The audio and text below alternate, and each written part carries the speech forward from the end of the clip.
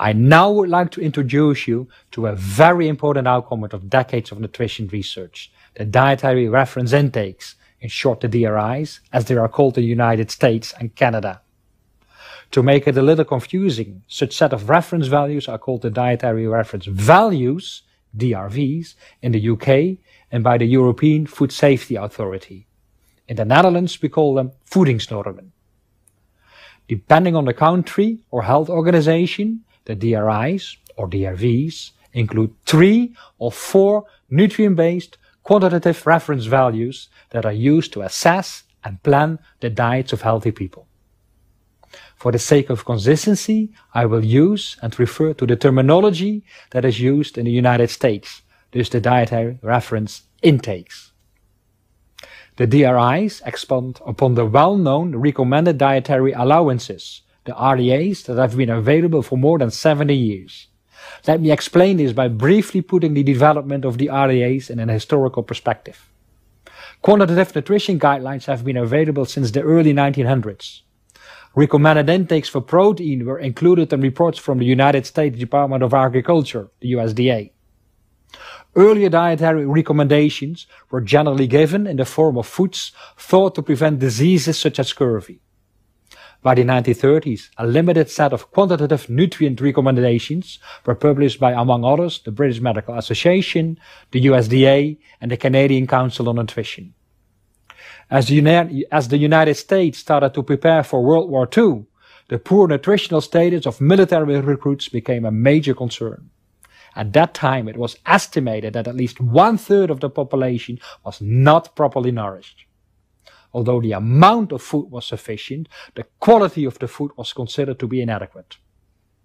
The US Department of Defense asked the National Academy of Sciences to develop nutrition standards that the government could use for a national nutrition program.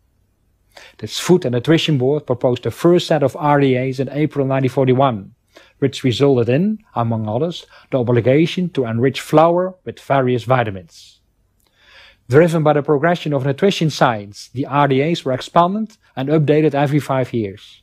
This successfully eliminated nutrient deficiencies from the United States and Europe. Thus, until recently, a primary focus of human nutrition was the prevention of nutrient deficiencies, and the central goal was achieving the RDA for essential nutrients.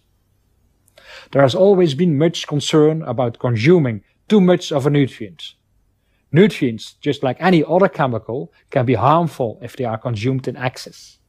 In the past, little need existed for reference values that indicated how much was safe, because nutrients were obtained from foods. During the last several decades, scientists reported that essential nutrients and other important food components may help to maintain health, decrease risk of chronic diseases, and thus potentially increase longevity.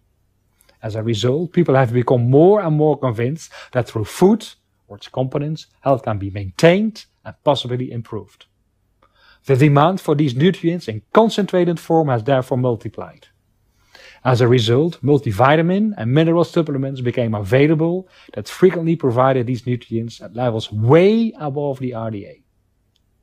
Thus it became evident that for use in food and nutrition policy, there was a need for additional reference intakes. Starting from 1997, the RDAs were thus expanded with an extra set of quantitative reference values, including tolerable upper levels of intake, which are known as the dietary reference intakes. The DRIs now serve as a scientific standard for governmental nutrition guidance and is the de facto standard for virtually all nutrition assistance programs.